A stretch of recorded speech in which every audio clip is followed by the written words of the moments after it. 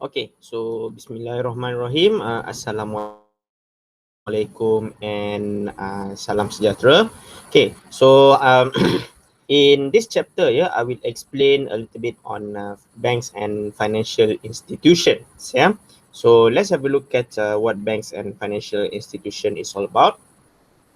Okay, at the end of this chapter, you will be able to learn on three things, which is overview of financial institution, but we are focusing in Malaysian context. But for foreign students, since you learn in Malaysia, so you need to understand Malaysia system. Hopefully, when you go back to your home country later on, you will can compare your country's financial institution system with Malaysia system. Okay, the second one, banking system, and then the third one will be non-banking financial intermediaries. Okay, those two are the opposite. Banking system and non-banking. All right. Basically, financial institution have two groups. Okay, it divided into two groups consist of banking system and then non-bank financial intermediaries. And inside banking system, they have a banking institution consists of four groups. Commercial banks, finance companies, investment bank, and Islamic bank. And then the other group will be other banking system consists of discount houses and representative office of foreign banks. Okay, that one I will explain to you later on. Some of the components. And non-bank financial intermediaries consist of pension, provident and pension funds, insurance companies, development finance institution, saving institution, and others. Okay, banking system in Malaysia, because we are focusing in Malaysia system, it is spearheaded by Bank Negara Malaysia, Central Bank of Malaysia. Okay, so that one is located at Kuala Lumpur, and then they already operated, which is more than half a century. So the banking system is the largest component of financial system, accounting for about 16.7% of the total assets of Malaysia financial system. So you can see based on this statistic, how strong they are. And then it is subjected to BAFIA Act 1989. Let me check later on if they have any other updates latest than 1989. However, BAFIA stands for Banking and Financial Institution Act 1989. Okay, the first group here, which is commercial banks. Okay, so they are the largest and most significant providers of fund in the banking system. Why they call it as a commercial? Because it is well known by public. Regardless of individual and also companies. And banks is more on the business approach. All right, so currently they have 24 commercial banks, which 13 are locally incorporated foreign banks. So that means only 11 are local, and then 13 are locally incorporated. For example, CIMB, RHB, HSBC, Public Bank, Standard Chartered, Maybank, and etc. If you go anywhere around Kuala Lumpur or Malaysia or any other places in Malaysia, you will see a lot of banks, familiar banks, that within the industry, they compete against each other. Okay, let's have a look at these 5 main functions of commercial banks. Okay, what are their duties, role, and responsibilities? Okay, the first one, as a retail banking services. Okay, why is it retail? Because they provide such services, acceptance of deposit. This is a common practice whereby people come to the bank and then they deposit the money. So therefore, bank will accept it and save it on your behalf. Granting loans, we have a lot of loans here. For example, credit cards, housing loan, car loan, hire purchase, and so on. Advances, such as overdrafts, okay, and then financial guarantees, and so on. All right. So at least, banks help you to manage your money securely and what we call systematically. Okay, the second one, trade financing facilities. This one is more focusing on business. okay, business oriented companies, yeah, and then also trade as well, yeah, whereby it is involved international trade such as import and export, yeah. For example, yeah, the services that they offer such as letter of credit, okay, whereby letter of credit means that a company wants to what we call as trade with another company, and then they will pay on behalf bank will pay on behalf of the creditors, yeah. Okay, and then discounting of trade bills, okay, and then shipping guarantees. This is like an insurance, yeah, if any something happen to your shipping. Trust receipts, yeah, and bankers acceptance, yeah. So these are the example of trade financing facilities, yeah. If you have an opportunity to learn on international finance, yeah, so these are the one area that you need to look for. Okay, the third one, treasury services, yeah, which is offer short-term financing and short-term investing. Yeah, offers money market, capital market, and debt market facilities. Yeah, whereby consists of equity element and also debt element. Cross-border payment services, yeah, whereby it involves exchange currency and international money transfer. Okay, this is usually occur by local and foreign individual person customer. Yeah.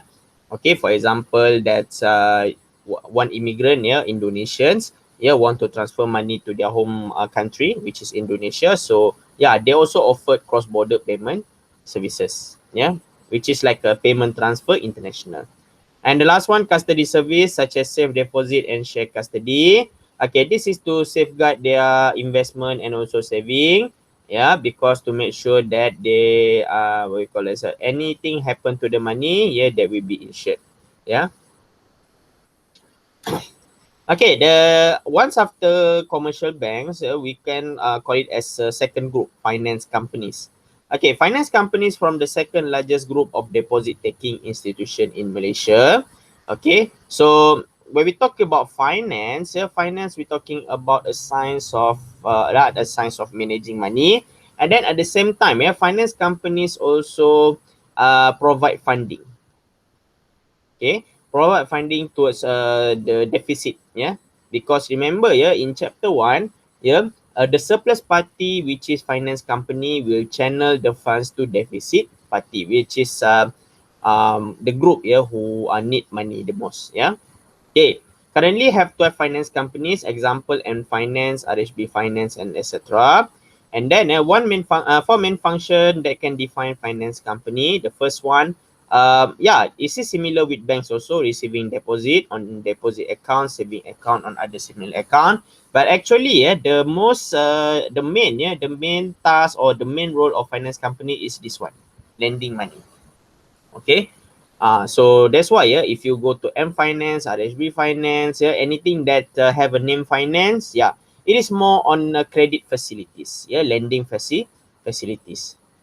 Okay, leasing business and the business of hire purchase, which is a continuity of lending money, yeah, which is we call it as a hire purchase sometimes, and then any other business approved by Bank Negara Malaysia, yeah.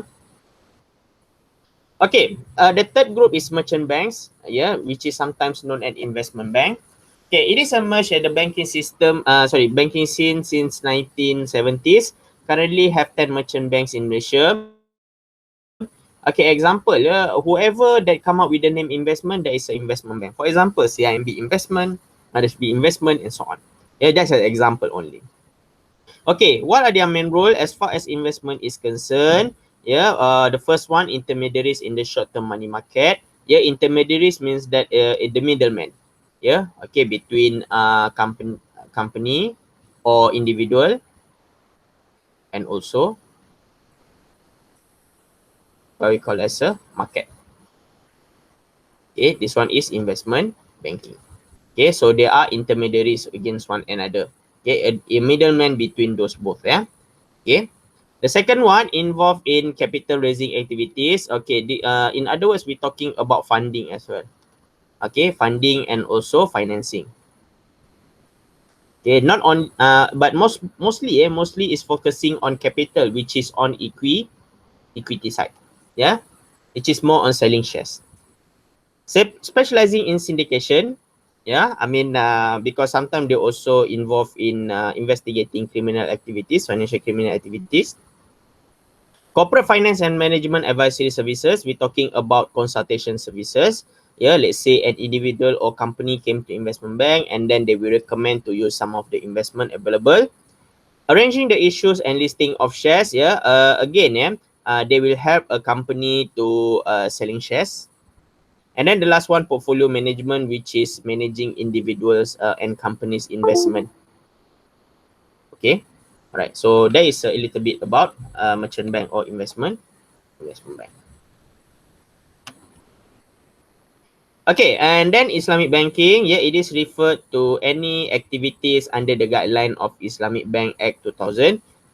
In other words, yeah, Islamic Bank allows, prohibited, yeah, the haram ones. Yeah, that means they are not allowed to have haram element, yeah, such as gambling, yeah, riba, usury, and so on. Yeah, so example are Bank Islam, Bank Muamalat, Al-Raji, and etc. Okay, as far as Islamic Bank is concerned, there is a look-alike with commercial banks, yeah, because of the operation. However, yeah, the principle and the terms are quite differ, yeah, with commercial bank. Okay, because since there is Islamic Bank, therefore most of the terms is using Arabic. Okay, for example, we have a six Islamic principle. The first one, al-wadiyah. Al-wadiyah means that guaranteed custody for deposit taking product. Okay, this is the purpose of to make sure, yeah, that the saving is under custody, yeah, and safely taken care of. The second one, al-mudarabah. Mudarabah means profit sharing. Okay, which is in terms of commercial bank, we call it as a dividend actually. Yeah. Al-Murabaha, which is cost plus, yeah, for financing. In other words, Al-Murabaha cost plus means interest. Yeah, okay, interest in commercial word. By Bitaman Ajil, that means deferred payment sale. Yeah, this one is especially for house financing. We're talking about housing loan. Yeah, okay. Deferred payment sales means that sale first. Yeah, the house will be sale first, and then, yeah, you as a borrower will pay later. That's why we call it as a deferred, because we pay later. Al-Ijarah means leasing. Yeah, this one is focusing on leasing and vehicle financing, hire purchase. Yeah, if the commercial word means hire purchasing. Okay. And the last one, Al-Musyarakah, profit and loss sharing. Okay, for project financing. It is different with Al-Musyarakah with Al-Mudarabah, because Al-Mudarabah is more on individual investor. Al-Musyarakah is more on companies. Yeah, because the word syarakah, syarakah means that company. Yeah. All right, let's have a look at non-banking financial intermediaries. This one is non-bank, yeah, which is other than bank. Okay, mainly comprises of provident and pension funds. In Malaysia, we can call it as a EPF or KWSP. Ya, kumpulan wang simpanan pekerja. And then the second one, DFI, Development Financial Institution. And then the third one, insurance industry. Okay, let's have a look at provident and pension funds.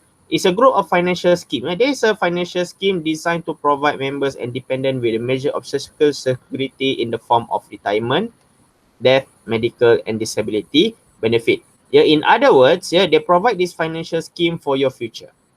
Yeah, something happened to you, yes, at least you will have some financial scheme, yeah, to cater your losses. For example, KWSP, SOKSO, Dana Tentera, and etc. Okay, for foreign student, Dana Tentera means that they have some army funds. Yeah, for example, funds for policemen, yeah, navy, army, yeah, because of their national services. So that's why, yeah, anything happen with them, yeah, they will be insured. Okay, the second one, DFI, Development Financial Institution, okay, whereby established by the government to promote the development. Yeah, the keyword here is the development, which is focusing on some sectors and subsector of economy. We're talking about the development of the economy, whereby it is more on resource management, such as small industry, agriculture, infra development, rural industry, and etc. So these are the what you call sectors, yeah, that can develop economy and create a more resourceful, yeah, for the nations. Yeah, example, agro bank, yeah, MIDF, Exim Bank, and etc. Okay, and the last one, insurance industry, it is contractual saving that covers medical purposes. Yeah, this I am sure, yeah, that most of you know about insurance. Yeah, this is for the protection. Yeah, in the future something happen, it will happen if you accident and so on. Yeah, the insurance will cover for you. Okay, so that's all for this chapter. Yeah, any question? Yeah, please email to this stated email address. Okay, hope to see you soon in the next chapter. Thank you so much. Have a nice day and goodbye.